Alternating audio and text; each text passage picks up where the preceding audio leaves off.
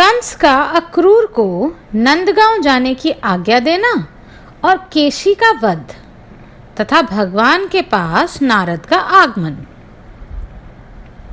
व्यास जी कहते हैं, महर्षियों, जब वृषभ रूपधारी अरिष्टासुर, धेनुक और प्रलंब आदि असुर मारे जा चुके, गोवर्धन पर्वत धारण करके श्री कृष्ण ने गोकुल को बचा लिया, उनके द्वारा कालिये नाग का दमन, दोनों यमला अर्जुन वृक्षों का भंग, पूतनावध और शकट भंग आदि घटनाएं हो गई, तब देवर्षि नारद ने कंस के पास जाकर क्रमशः सब समाचार कह सुनाया।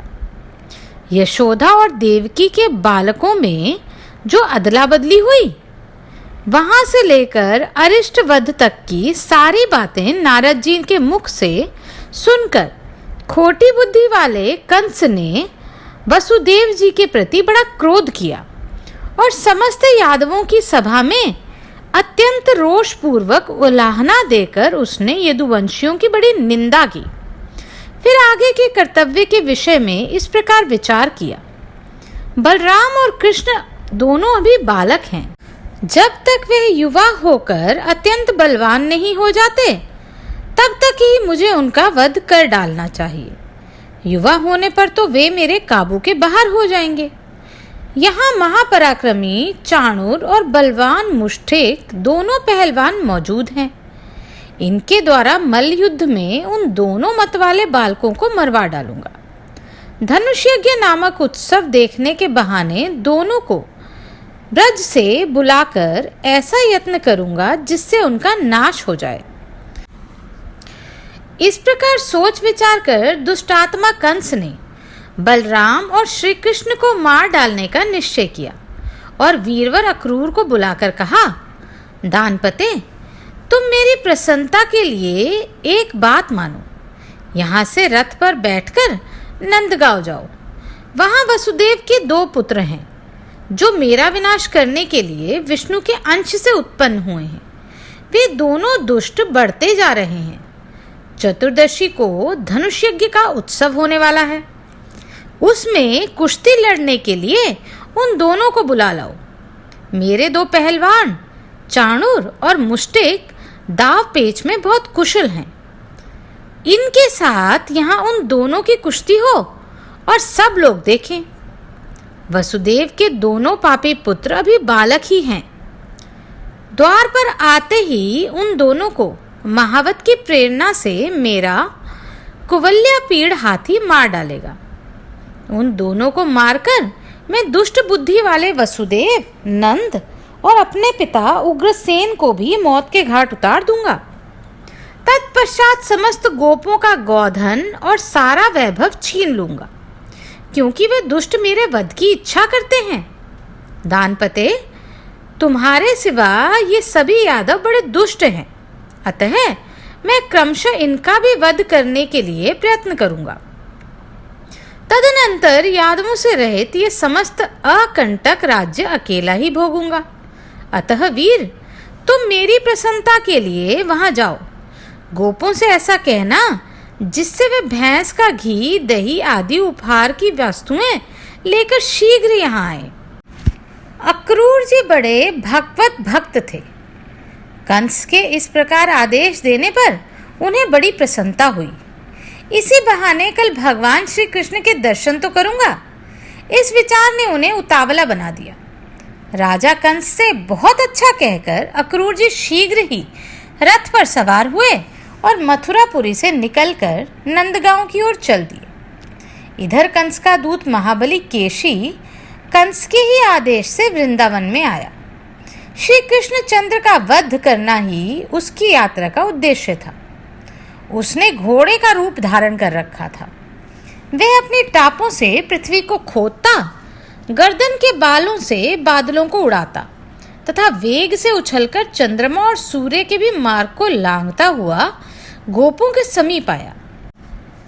उसके हींसन के शब्द से समस्त गोप और गोपांगनाएं भयभीत हो गईं।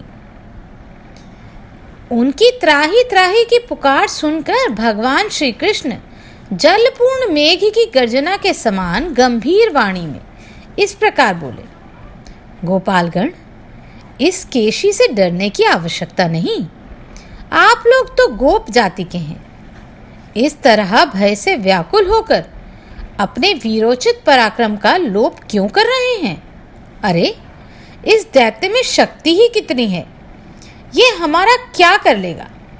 यह तो जोर जोर से हिनहिनाकर केवल आतंक फैला रहा है। इस पर तो दैत्यों की सेना सवारी करती है। यह दुष्ट अश्व व्यर्थ ही उछल कूद मचा रहा है। ग्वालों से यूं कहकर भगवान ने उस दैत्य से कहा, ओ दुष्ट, इधर आ, मैं कृष्ण हूं। जैसे पिनाकधारी वीरभद्र ने पूषा के दांत तोड़ दिए थे, उसी प्रकार मैं भी तेरे सारे दांत गिराए देता हूं। यूं कहकर भगवान श्री कृष्ण केशी के सामने गए। वह दैत्य भी मुंह फैलाकर उनकी ओर दौड़ा। श्री कृष्ण ने अपनी बाह को बढ़ाकर दुष्ट केशी के मुख में घुसेड़ दिया। उससे टकराकर केशी के सारे दांत शुभ्र मेघ खंडों की भांति छिन्न भिन्न हो गिर गए। श्री कृष्ण की भुजा केशी के शरीर में बढ़ती ही चली गई। जैसे अवहेलना पूर्वक अपेक्षा किया हुआ रोग धीरे धीरे बढ़कर विनाश का कारण बन जाता है, वैसे ही वह भुजा उस दैत्य की मृत्यु का साधन बन गई। उसके जबड़े फट गए। वह मुख से फेन और रक्त फेंकने लगा। नस नाड़ियों के बंधन टूट जाने से उसके दोनों जबड़े बिलग हो गए। वह लीद और पेशाब करता हुआ धरती पर पैर पटकने लगा। उसका सारा शरीर पसीने से तर हो गया और वह थक कर प्राणों से हाथ धो बैठा। उसकी सारी हलचल समाप्त हो गई। जैसे बिजली गिरने से किसी वृक्ष के दो टुकड़े हो जाते हैं, उसी प्रकार श्री कृष्ण की भुजा से वह महाभयंकर असुर दो टुकड़े होकर गिर पड़ा। केशी को मारने से श्री कृष्ण के शरीर में कोई थकावट नहीं हुई। वे स्वस्थ रूप से हंसते हुए वहीं खड़े रहे। उस दैत्य के मारे जाने से गोप और गोपियों को बड़ी प्रसन्नता हुई। वे श्री कृष्ण को सब ओर से घेर कर आश्चर्यचकित हो उनकी स्तुति करने लगे। इसी समय देवऋषि नारद बड़ी उतावली के साथ वहां आए और बादलों में स्थित हो गए। केशी को मरा देखकर वे हर्ष से फूले नहीं समाते थे। नारद जी बोले, जगन्नाथ, आपको धन्यवाद है। अच्युत, आपने खेल खेल में ही इस केशी को मार डाला। यह देवताओं को बड़ा कलेश दिया करता था। मधुसूदन, आपने इस अवतार में जो जो महान कर्म किए हैं, उनसे मेरे चित्त को बड़ा आश्चर्य और संतोष हुआ है। यह अश्वरूपधारी दैत्य जब गर्दन के बालों को हिलाते और हिनहिनाते हुए आकाश की ओर देखता था, उस समय देवराज इंद्र और संपूर्ण देवता भी थर्रा उठते थे। जनार्दन, आपने दुष्ट आत्मा केशी को वध किया, इसलिए अब लोक में आप केशव नाम से विख्यात होंगे। आपका कल्याण हो। अब मैं जाऊंगा और परसों कंस के यहाँ आपके साथ जो युद्ध होगा उसमें फिर सम्मिलित होऊंगा। धरनी पर उग्रसेन कुमार कंस जब अपने अनुचरों सहित मारा जाएगा, उस समय पृथ्वी का भार आप बहुत कुछ उतार देंगे। उसके बाद भी राजाओं के साथ आपके अनेक युद्ध हमें देखने को मिलेंगे। गोविंद, आपने देवताओं का बहुत बड़ा कार्य सिद्ध किया और मुझे भी बहुत आदर दिया। आपका कल्याण हो। अब मैं जाता हूँ।